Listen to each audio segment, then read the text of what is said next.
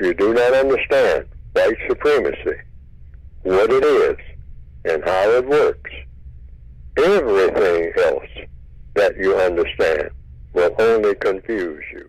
Welcome back, world, to another episode of Politics, Economics, the Struggle to Survive in America. Today, what I'm going to be talking about, the racial economic inequality. It's a policy piece made by inequality.org. And what it's talking about is the racial divide in America and how who has money and who doesn't. Now we're in the midst also of the 2020 presidential campaign, and you have 24 Democrats that's running for president. And it really looks like a circus. It looked like a circus the same way when the Republicans had 16 or 17 candidates running for that ticket and Donald Trump was victorious. So first off, in this story, in this video, I want you to understand something. They give numbers and figures from the Federal Reserve. So I want you to understand what it says in this. The racial wealth divide has grown over 3 decades. And then it has a U.S. median wealth by race, 1983 to 1986. Now it goes all the way to 2018. But for this, it stopped at 2016. And it says, the black family with just over $3,500 owns just 2% of the wealth of the nearly $147,000 the median white family owns. So a white family's median wealth is $147,000. The black family, $3,500. Let that sink in. Let that sink in. So when you buying those Jordans for your kids, you gotta get, little J, those Jordans. Those J's gotta get them Jordans, gotta be fresh. Yeah. $147,000 to $3,500. The median Latino family with just over $6,500 owns just 4% of the wealth of the median white family. So the Latino family and the black family combined, that's 6%.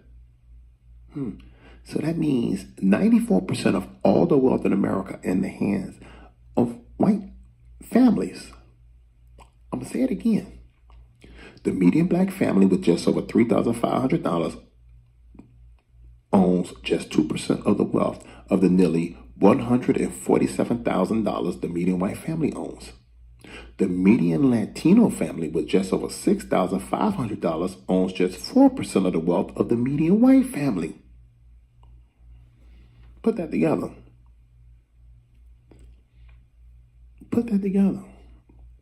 So now, let me get this right. How can you compete with that? That also dictates how your schools are going to look. Because if you only have a wealth of $3,500, what you think your school is going to look like if it's based off of your property taxes? It's only a few black folks that are able to not live in an all-black neighborhood. That's a few. The majority of us live in all-black neighborhoods, or black and Latino neighborhoods, or black and immigrant neighborhoods. Because they always put them in our neighborhoods. So just think about that. Why do you think your schools don't look like those schools that's in those affluent communities? Oh, because it's based off your property taxes.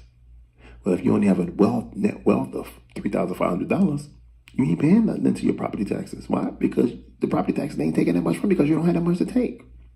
Now, this is what happens when you come from being a descendant of a slave. It's baked in the system. Now, you will never hear these people talk about this. That's why I always tell people, why don't you pull up the median area income, whatever city you live in. See, that's why I always talk about on my shows. It's called Politics, Economics, the Struggle to Survive in America. My website is called JerraldPresident.info. And this is what I talk about. This is what we need to understand. It's so far. We're so far down that rabbit hole, we don't even know how to claw our ways out of it. Because we sit here and we play these games. Now, let me keep on going. Black and Latino families are twice as likely to have zero wealth. Zero wealth. Let me give you a good one here. Home ownership is heavily skewed towards white families. Okay, so they go from 1983 to 2016. Say the white household, white families, 71% home ownership. Black families, 44% home ownership. Latino, 45.4%. Think about that. So if only 40% of black folks, that's 4 out of 10, own a home, that means 6 out of 10 are renting. So if you're renting, that means you're not paying property taxes. You understand? You see how they play it? And this all goes back to the desegregation and the Brown versus Board of Education. When they decided to integrate the schools, and you had the white community say, fuck that. So they closed down the schools, started charter schools, started the private school, boom, all across America, because they didn't want you to come to these schools. Then they implemented, well, if you think you're going to my school, it's going to be based off your property taxes. Well, if you, through the United States government and the FHA, made sure that my homes didn't have any value, which meant my schools weren't going to have any value. But you would still push to me that you need to pull yourself up. As you can see, it's only descendants of slaves that the United States government has done everything systematically to harm us. From the Three First Compromise to the exclusion of us while they was crafting their Declaration of Independence and the Bill of Rights, to the 1790 Naturalization Act that said only white people, free white people, could be citizens, to the Dred Scott decision that said if you are descendant of a slave and your grandmama, your mama was a slave, your granddaddy was a slave, you'll always be a slave. And all the way up to, what was that? Oh, I'm sorry. The 1865, when they passed the 13th Amendment to the Constitution. But they made sure they put a special clause that said, but if you've been duly convicted. See, they abolished it. See, that's how gangster they are. Then they went another 100 years because they set up Jim Crow. Now, in the midst of setting up Jim Crow, they threw in, the covenant codes that said, hey, you can sell your home to a black person. They refused to give us loans. They redlined our communities, put us in industrial communities. Yeah. So when you go to your neighborhood, you always notice, why is there a dump down the street? Why I'm over here with all these damn 18-wheelers? That was done by the United States government. They put that in your community. Just imagine that. You live next to a dump. You have 18-wheelers and all these big old these tractors just ride through your community, ride through your streets. Now, in their neighborhoods, that's not happening. We always had the railroads coming through our neighborhoods, waking you up. This was all systematically done. So when they talk about the wealth in America, and why we don't have none, because they systematically made sure we didn't have any. And you don't have anybody addressing this issue. It's a good one here. They talk about racial income inequality. People of color are scarce at the top of and overrepresented at the bottom. So what do they talk about? Fortune 500 companies. And listen to this one. 97% of the CEOs of a Fortune 500 company are white. I'm going to say it again. 97% of the CEOs of Fortune 500 corporations are white.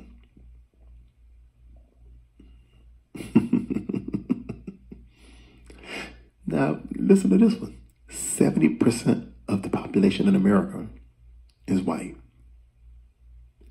But yet they have you on believing that we are overtaking them. So you have Donald Trump saying these people are taking their jobs.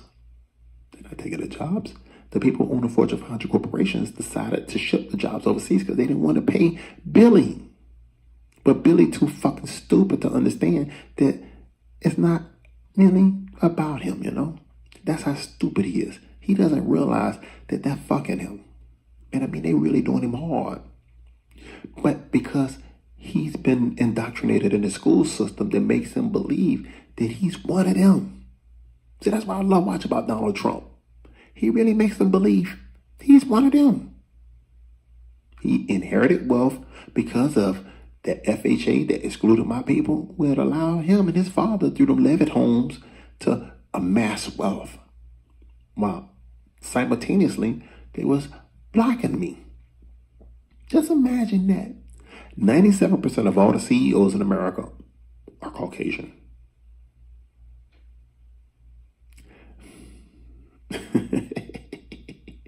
And then it was fascinating. You see Donald Trump always talking about, since he's been a president, black unemployment is at an all-time low. Let me get this right. So since he's been president for 2 years, unemployment rate is at an all-time low for blacks. But they never say what happens is they take you off the rolls after you've been out of a job for 99 weeks. They never talk about that. And I want you to understand something. If you drive Uber, Lyft, you work at, say, for instance, Amazon at a fulfillment center, you're a part-time worker, but they classify you as gainfully employed. See, they play with words on people. But you know in your heart, those that's listening to this, you know in your heart, it's not really like that. We might be working, but we're underemployed because the jobs we work at don't pay us anything. See that, but the jobs that these people Trump talking to don't pay them anything. So if you work in that, say for instance, Walmart, which is the largest employer in America, and it's always in the rural areas, always. Or you work at Aldi, you work at Amazon part-time, you're driving Uber, Lyft, you're working for DoorDash. You notice how they've shifted the economy? So it's a service-based economy, but then they also call it the gig economy. What a gig economy means is you just working through an app. So I'm going, let me go to some food from, what's the little place there? My daughter loves this place. Oh, Chipotle. Let me order through Chipotle. And they send the people over there. Or you can go to Uber and they'll come drop off you some McDonald's. These are the jobs. And these are the jobs that's being heavily worked in by people who are like me and poor white kids and poor Latino kids. That's who's working in these places. And I mean, our unemployment is double on white folks. But Donald Trump will get on TV. And I got to give it to him. Hey, he runs a great game. Great game. Because what better way to continue to keep manipulating people than to keep making up stuff? And because I can talk fast, you can't never catch me in anything. So as soon as you didn't figure it out, I'm on to the next page. Then I'm on to the next page. So today I'm talking about Venezuela. Tomorrow I'm talking about North Korea. Now I'm talking about putting tariffs. Oh, then I'm talking about Hillary Clinton. Don't forget Nancy Pelosi. Then I'm talking about sleepy Joe Biden. Then I'm going to throw Nancy Pelosi and I'm going to take you talk about Russia. You see how they keep moving the goalposts? That's how they function here in America. They're constantly manipulating you and they pushing you this way, they push you that way. It's a gangster system. I mean, and it can't be no more gangster than that. 147,000 for white families. 3,500 for black families, 6,000 for Latino families. And just to think about this. Up until 1965, it was only blacks and whites. But because they implemented, the benign neglect policy, and they changed the immigration, they started flooding the nation with people from South and Central America, people from Africa, people from India, people from Southeast Asia, I'm sorry. That's what they did to sort of push us further back. And then they give you a Jesse Jackson, or they'll show you a LeBron James. They'll show you a Puff Daddy. They'll show you a Jay-Z. They'll show you all these entertainers. We just had the black guy, I think it's Robert Smith, the billionaire who decided he was going to pay for the tuition for the students at Morehouse. Hey, okay, fine. What about all the black kids that's in all these colleges? And you always got to remember, if 97% of the CEOs, Fortune 500 CEOs are Caucasian, who's going to hire these black kids that just graduated Morehouse? I don't think Mr. Smith was hiring any of them to work for him. He was paying off their student loans, but really what he was doing was paying off the bank notes. See, he was making the banks whole.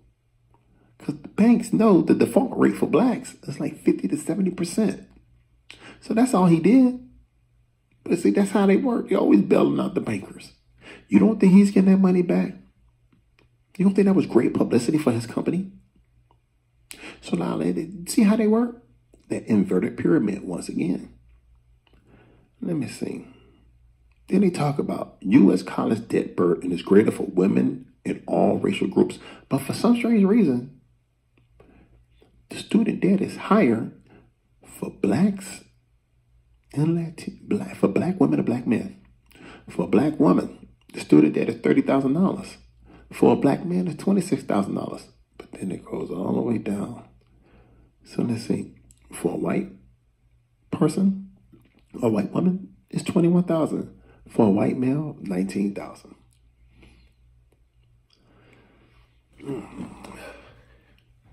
So I just want to leave you with this.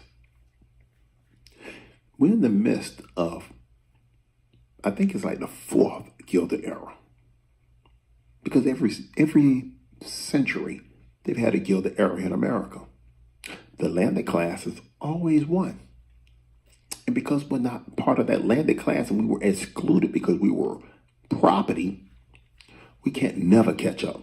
Now, there's going to be somebody that's listening to this podcast, in this show, and they're going to say, man, what you talking about, man? Shit, I'm doing good. It's not about you. It's not about you. And the only reason it's probably $3,500 is because they throwing in people like Puff Daddy and Jay-Z and Oprah Winfrey and Michael Jordan. It's probably less than $3,500. Just like for those white families where it's $147,000. Well, imagine though, they got filled with a bunch of billionaires. So even that is dishonest. Because that 147, they throwing in multi-billionaires. And don't ever forget, you have three people in America: Warren Buffett, Mark Zuckerberg, and Bill Gates. They have more wealth than 50% of the population. Do you understand that? And then you take 8 people that have more wealth than 3.5 billion people. So it's easy to skew these numbers. But one thing you can't skew is the reality that's on the ground. We come from a group of people that was excluded from all of the mechanisms that produces wealth. Income is not wealth.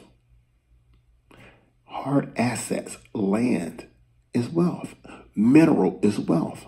Minerals that's underneath that land. We were excluded from that. So how do you make up for that? Well, reparations. And now you may say, oh man, you put $10 million in my bank account, you can put $10 million in everybody's bank account. Yeah. Make sure that for the next 40 to 80 years to 100 years, neither me nor none of my descendants pay any taxes. No property taxes, no payroll taxes, none of the above. You give us, you make sure that interest is never applied to any of our loans. You want to make it whole? You want to fix it? Since we already excluded from being able to control the wealth, make sure that I don't have to pay any taxes. Make sure that my loans that I receive are interest free. You understand that? Those drug laws that incarcerated all my friends from the 1980s up until the 1990s, drop them charges because you're the one who gave them the drugs. You was complicit in that. Yeah, they might have sold the drugs, but you gave them the drugs. Did Rick Ross tell you that? I'm talking about the real Rick Ross, not the one from Carol City. I'm talking about the real Rick Ross, who was given all those drugs from the Central Intelligence Agency. Yeah, you see how the marijuana game going forward? Well, we blocked from that, aren't we? Now it's on the stock market. I mean, you see how gangster they are? So it's the reason why we have zero wealth in America. Because you made sure we didn't have any wealth. We can fix it. We can change it. But first we have to understand why we are where we are. Again, it's not by accident. It's the reason why we have zero wealth. And it's going to continue that way until we wake up and realize our education is not going to change our situation here in America. Because your oppressor would never give you that game that they got. You begin all this education, yet you still own 3% of the Fortune 500 corporations. You don't. Last hired, but the first fired. Hey, this Politics, Economics, Struggle, Survival in America. I'm your host, Jerrald President. Peace.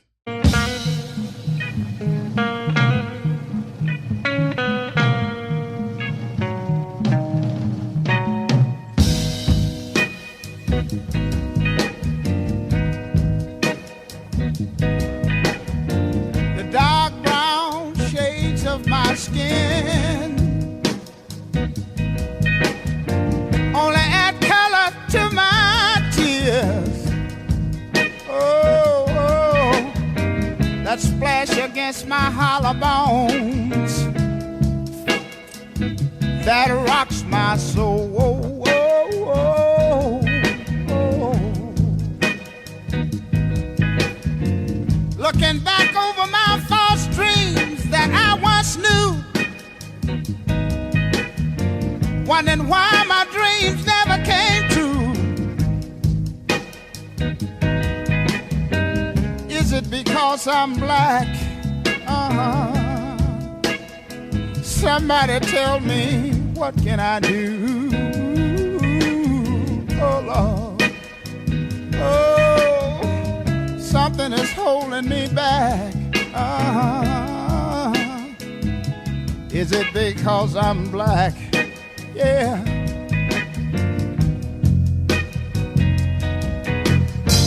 In this world of no pity, I was raised in the ghettos of the city.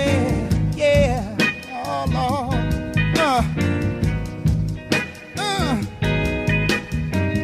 Mama, she worked so hard to earn every penny. Yeah, yeah. Oh Lord, something is holding me back. Is it because I'm black?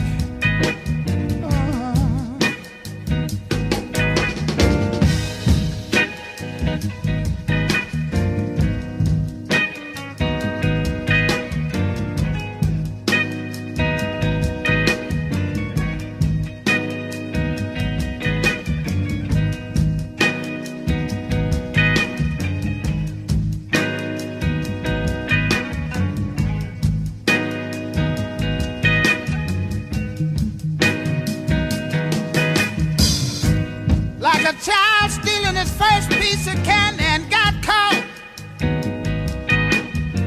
peeping around life's corner somewhere. I got lost. Oh, something is holding me back. I wonder, is it because I'm black? Oh, somebody tell me, what can I do? Will I survive or will I die? Oh, oh, keep on holding me back. Keep on holding on. Keep on picking on me. Oh, keep on holding me back. Keep on holding on. Keep on holding on, holding me back. I wonder why you do me like that, but you keep on holding me back. Keep on putting your foot on me, but I've got to break away somehow and someday, 'cause I want to be somebody so bad, so bad. I wanna be somebody. I wanna be somebody so bad. You see, I want diamond rings and things like you do, and I wanna drive Cadillac cars. Oh, I wanna be somebody so bad, but you keep on putting your foot on me, and I believe I can break away and be somebody somehow in some way. You see, I heard somebody say one time, you can make it if you try. Oh, and some of us, we're trying so hard. We're trying so hard. I want you to know that I don't speak for myself, but I speak for y'all too right now.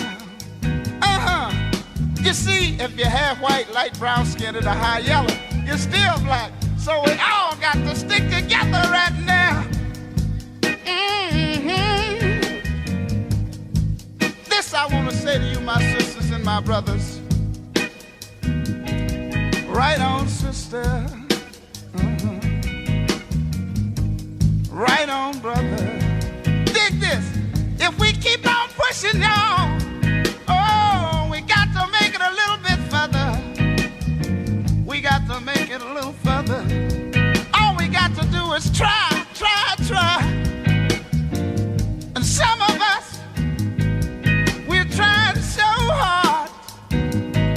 We're trying so hard. We're trying so hard. We're trying so hard to be somebody. We're trying so hard. Although they're holding us back. And it stands to reason that they're doing us like that. You know what? It is. I believe it's because we're black. But hey, we can't stop now. We can't stop now. We got to keep on keeping on. We got to keep on keeping on. I know that you know that I know it ain't right.